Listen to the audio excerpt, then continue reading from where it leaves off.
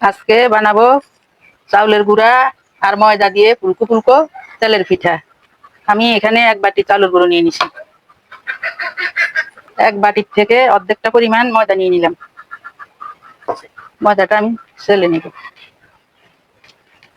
স্বাদ মতো লবণ দিয়ে দিব। দিয়ে আমি চাউলের গুঁড়া আর ময়দা ভালোভাবে মিশিয়ে নিব। ময়দা চালের গুঁড়াটা মিশানো হয়ে গেছে। আমি এখানে আখের গুড় জাল করে রেখেছি। অল্প অল্প করে আমি আখের গুড়টা দিয়ে দিব। দিয়ে হাত দিয়ে মেখে নিব। সবগুলা গুড় আমি দিয়ে দিলাম। আমি হালকা কুসুম গরম পানি দিয়ে দিব অল্প অল্প করে। সব পানি আমি একসাথে দিব না। আমি এখানে একটা মুরগির ডিম দিয়ে দিলাম। দিয়ে ডিমটারে ভালোভাবে আমি কাইয়ের সাথে মেখে নিব। অল্প করে আমি পানি মিশিয়ে হাত দিয়ে মেখে নিব। কাইটা আমার মাখানো হয়ে গেছে।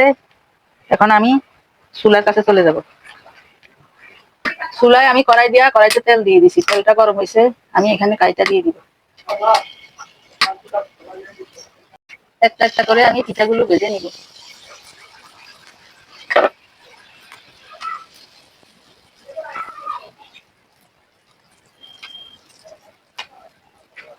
পিঠাটা আমার কত সুন্দর ফুলছে দেখেন বন্ধুরা। এভাবে আপনারা পিঠা বানিয়ে খাইবেন।